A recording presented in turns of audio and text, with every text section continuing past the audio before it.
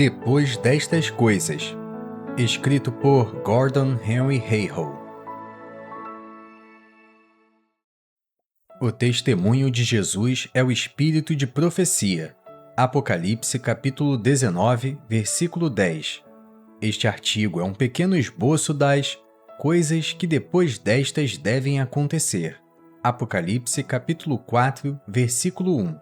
Neste momento, estamos vivendo no período da Igreja, tratado em Apocalipse capítulo 1, versículo 19, e também nos capítulos 2 e 3. Mas Deus derramou abundantemente sobre nós em toda a sabedoria e prudência, desvendando-nos o mistério da sua vontade, de fazer convergir nele, em Cristo, na dispensação da plenitude dos tempos, todas as coisas, tanto as do céu como as da terra. Efésios capítulo 1, versículos 8 a 10. Bíblia Versão Almeida Atualizada. Deus, nosso Pai, nos falou dos eventos que se seguirão a este presente período da Igreja, culminando no dia em que Cristo terá seu justo lugar, e até que Deus seja tudo em todos. 1 Coríntios capítulo 15, versículo 28.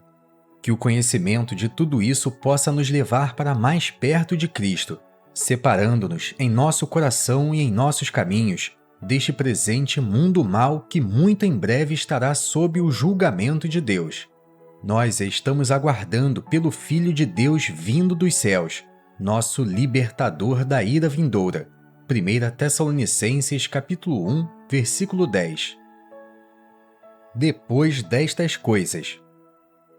A Igreja, o corpo de Cristo, foi formada no dia de Pentecostes pela vinda do Espírito Santo, e agora aqueles que creem no Evangelho são acrescentados à Igreja.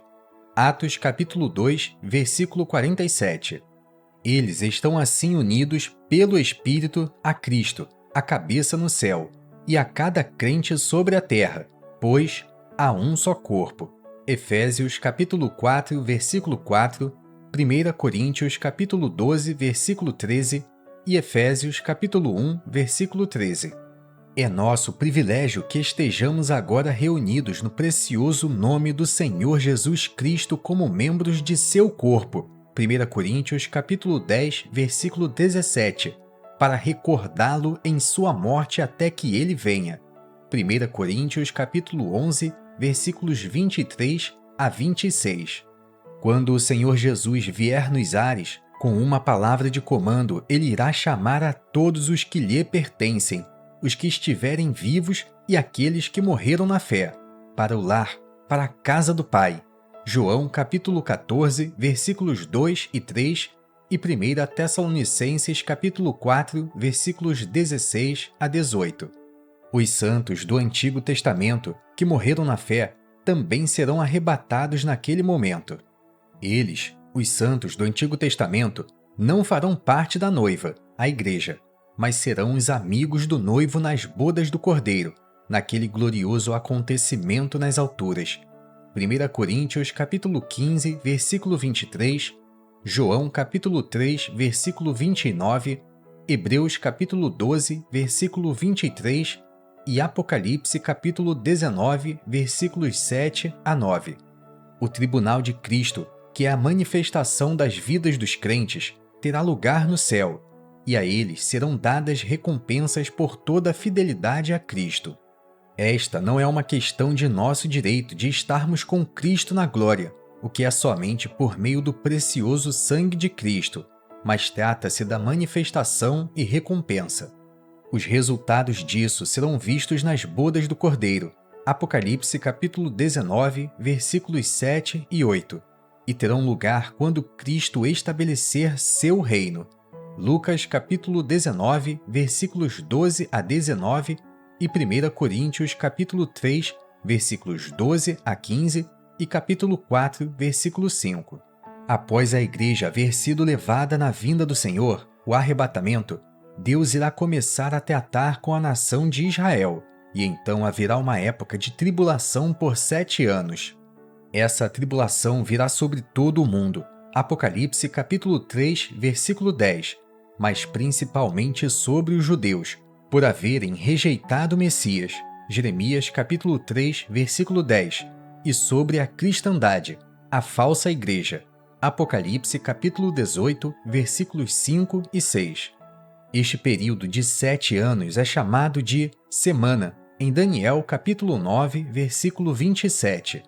Nos últimos 3 anos e meio de tribulação, o período chamado Grande Tribulação, haverá um homem que se levantará, o qual é chamado a Besta, a cabeça de 10 nações da Europa que então estará unida.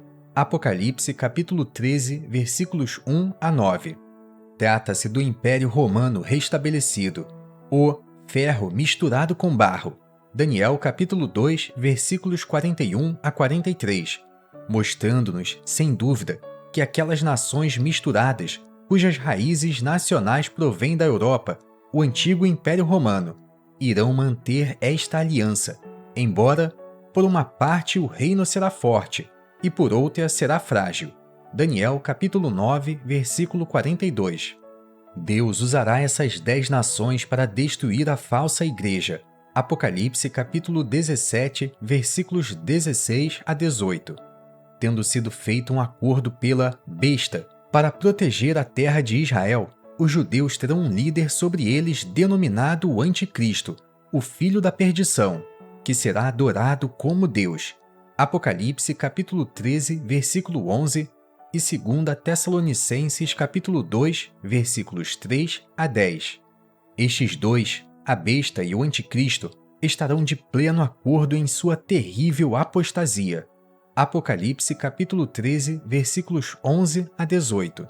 Durante esses anos haverá um piedoso remanescente de judeus levantados por Deus que irão pregar o evangelho do reino. Mateus capítulo 24, versículo 14. E serão perseguidos pelo seu testemunho. Alguns serão mortos por causa da palavra de Deus. Apocalipse capítulo 6, versículos 9 a 11. E outros por se recusarem a receber a marca da besta ou por não adorá-la. Apocalipse capítulo 15, versículos 2 e 3. Aqueles que forem mortos receberão uma porção celestial e irão reinar sobre a terra no reino milenial. Apocalipse capítulo 20, versículo 4. Haverá outros fiéis, mas suas vidas serão preservadas por Deus quando todas as 12 tribos de Israel forem abençoadas em sua terra. Apocalipse capítulo 7, versículos 1 a 8. Em Ezequiel capítulo 20, versículos 34 a 38, lemos do retorno das 10 tribos no final da tribulação. Muitos gentios que não rejeitaram o evangelho da graça de Deus irão aceitar o evangelho do reino e serão também abençoados sobre a terra juntamente com Israel. 2 Tessalonicenses capítulo 2, versículos 10 a 12 e Apocalipse capítulo 7, versículos 9 a 17. Devido à terrível perversidade que ocorrerá durante aqueles 7 anos de horrível tribulação, quando o mundo abandonar o temor de Deus e de Cristo e seguir a besta e o anticristo, Deus deixará que o rei do norte e sua confederação de nações árabes, Daniel capítulo 11, versículos 40 a 45, Salmo capítulo 83, versículos 1 a 8 e Isaías capítulo 28, versículos 18 e 19. Venha à terra de Israel como um dilúvio de flagelos, destruindo o seu país.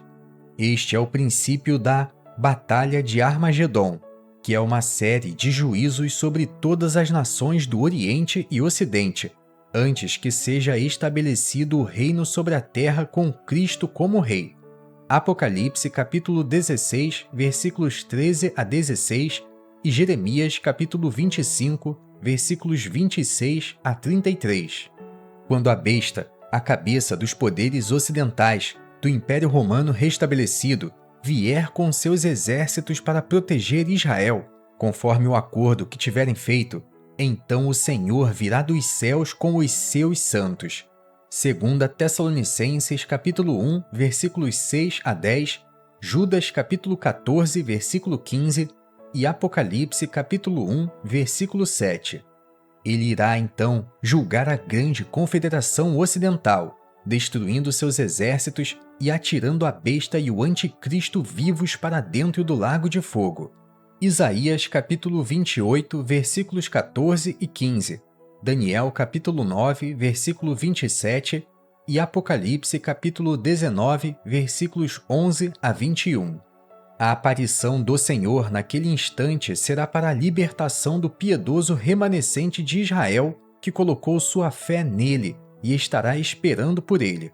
Isaías capítulo 8, versículos 9 a 18. O rei do norte, que é a cabeça da Confederação Árabe, tendo descido ao Egito após atacar Israel, Egito é o rei do sul, retornará então para a terra de Israel e será julgado pelo próprio Senhor. Daniel capítulo 11, versículo 45, capítulo 8, versículos 24 e 25, e Isaías capítulo 30, versículos 30 a 33. Quando o Senhor tiver julgado estas nações, isto é, a Confederação Romana e a Confederação Árabe, então a nação de Israel, todas as 12 tribos, serão reunidas de todas as nações para serem abençoadas em sua terra. Isaías capítulo 18, Ezequiel capítulo 20, versículos 34 a 38 e Isaías capítulo 60, versículos 1 a 22. Rússia e todos os seus confederados virão do norte por essa época, numa tentativa de derrotar o reino que Cristo tiver estabelecido em Israel. O julgamento deste último grande inimigo é descrito em Ezequiel capítulo 38 e capítulo 39, versículos 1 a 16. Havendo o Senhor estabelecido o seu reino sobre a terra, ele irá reunir todas as nações diante do trono da sua glória, e eles serão julgados de acordo com a maneira que tiverem tratado os mensageiros, o piedoso remanescente que anunciou o evangelho do reino. Mateus capítulo 25, versículos 31 a 46. Aqueles que o receberam entrarão no reino terrenal para a bênção, e os que os rejeitaram serão enviados para a punição eterna. O Senhor Jesus irá então reinar em paz por 1000 anos, o milênio, julgando abertamente o mal tão logo ele apareça. Apocalipse capítulo 20, versículo 4.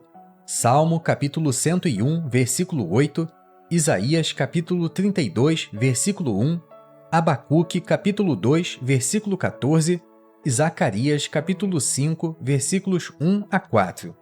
Os santos celestiais reinarão por sobre a terra e Israel reinará na terra. Efésios capítulo 1, versículo 10, Salmo capítulo 45, versículo 16 e Apocalipse capítulo 20, versículo 4. Satanás será aprisionado e lançado no abismo, e não será capaz de enganar as nações por 1000 anos. Apocalipse capítulo 20, versículos 2 e 3.